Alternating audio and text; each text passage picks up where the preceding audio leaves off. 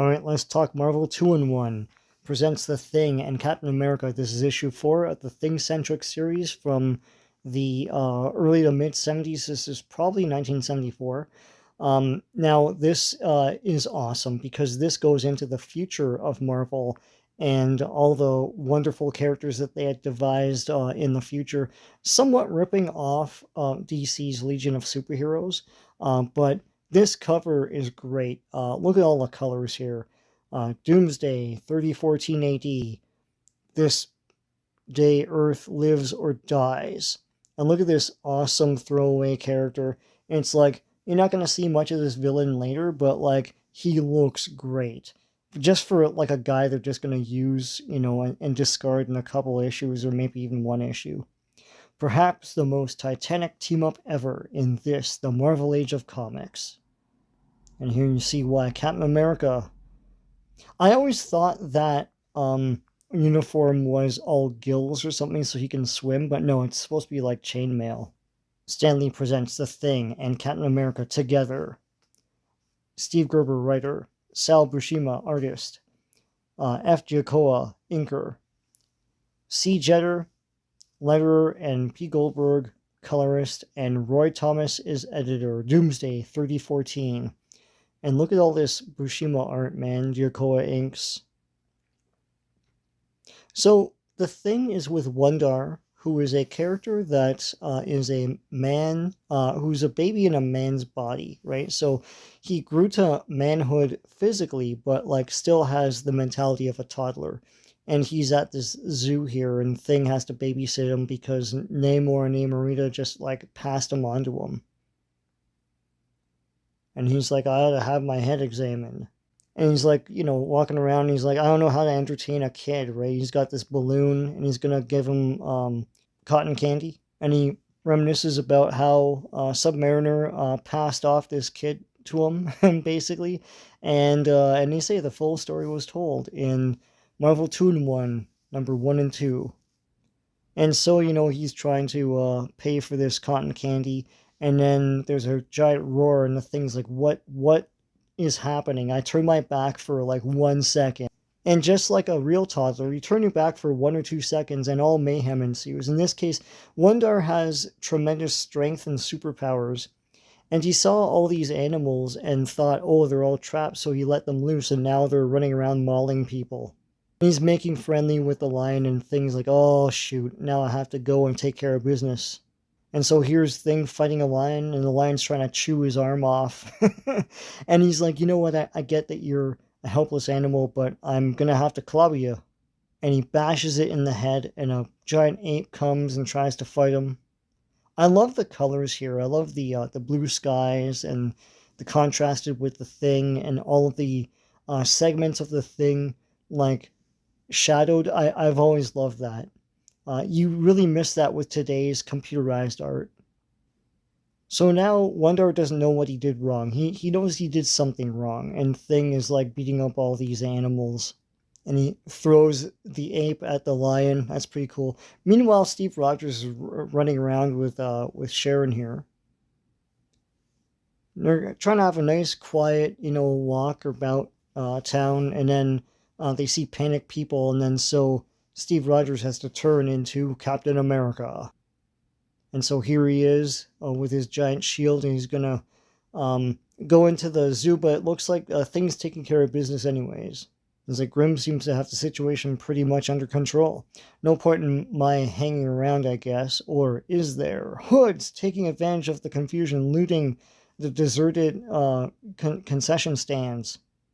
So he fights a bunch of like crooks that are trying to rob the concession stands. Beats this guy. That's pretty cool. I love all the line art here. Here's another Marvel hero. It's Namorita. And so Namorita, of course, is the cousin of Namor, and she has the same super strength as him. But she's the one that discovered Wundarr. And so she's like, oh, Wundarr, what the heck? And so the Thing is like, you guys gave him to me, and look at all the mayhem that ensued. And she's like, you know what? He can stay with me and my roommate. Like, that's fine. and then Thing's like, okay, this is what Thing wanted. And he's like, oh, it just worked itself out all of a sudden. So Cap comes by and he's like, Grim, are you mad? Letting that man escape? And then Thing has to explain the whole situation to him, because Cap doesn't know that Wundar is a boy trapped in a man's body that came from space and is hunted by space aliens and the whole rest of it. So Thing takes Cap and Sharon Carter to the Baxter Building, and here's Medusa and Reed Richards working on a science project. And he's like, don't you recognize this device, Ben? It's Doctor Doom's time machine. So he's trying to get the time machine to work that they stole from Doctor Doom's castle. And Thing stupidly activates it by accident with his giant clunky hands. So all the Marvel heroes are gathering around, just talking, just shooting stuff, and you see Ben Grimm smoking a cigar, and they hear a scream, and so they're like, "What the hell? Let's go into the other room." And here's a woman here, and she's like, "Oh, you guys speak English? Why have you brought me here?"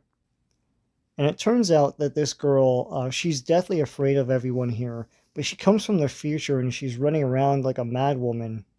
And she sees the city outside and it's all intact, and then she faints. And so Reed Richards, being smart, understands what just happened. She comes from the future and they're waiting for her to wake up. And so so she was talking about the Badoon, which is from the future version of Marvel Comics with the Guardians of the Galaxy, the real Guardians of the Galaxy. And Thing thinks that she's saying baboons. So Captain America takes pity and he wants to go into the future and fight the Resistance against the Badoon. And Thing kind of wants to lend a hand as well. So they all want to go. Just like that. So he's like, let's go. Let's go into the future. Let's do this. And so they go into the future. I always like the weird way that this works. You kind of sink into the platform. And they keep sinking, and then they disappear. They're gone, Medusa, to what we can only guess. And here's the future. Dun dun dun. So Thing observes that there's nobody there, and Taryn, that's the girl here, she says that there's a curfew, and there's this Zom crew that's after them, and they're like, zombies. They're like people that had a mind their own, but now are controlled to crush the Resistance. And Cap and Thing have to take care of business, and Thing says his famous, "It's clobberin' time." So the Zoms do their thing. Sharon Carter is still adept at hand-to-hand combat, and Thing beats everybody off with a stick.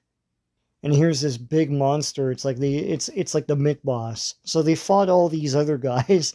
Now they have to fight the boss of this level, the monster of Badoon. So Thing punches the crap out of it, but it keeps coming back, and Cap sees what's going on. And Sharon is struck by a Zom. So a Zom shoots Captain America, and Thing's being bashed by this big monster. And so everyone's defeated. And they're all carried off, and Taryn is left to say, oh crap, what are we going to do now? And next will be the real Guardians of the Galaxy. Taryn is a Resistance fighter that eventually becomes the president of Earth, if I remember correctly. So she comes in and out of the Guardians of the Galaxy comic later on, like way later on in the 90s when they did that kind of thing. Yes, so this featured Captain America. I'm assuming the next issue will as well, and also will have the real actual Guardians of the Galaxy, not, like Star-Lord and some talking raccoon. The real Guardians of the Galaxy were future warriors in Marvel's future, but we'll get to that. And if you like this video, please give a like to this video. It really helps me out. And please subscribe if you haven't already. Lots of great comic book stuff on here. So until next time, take care.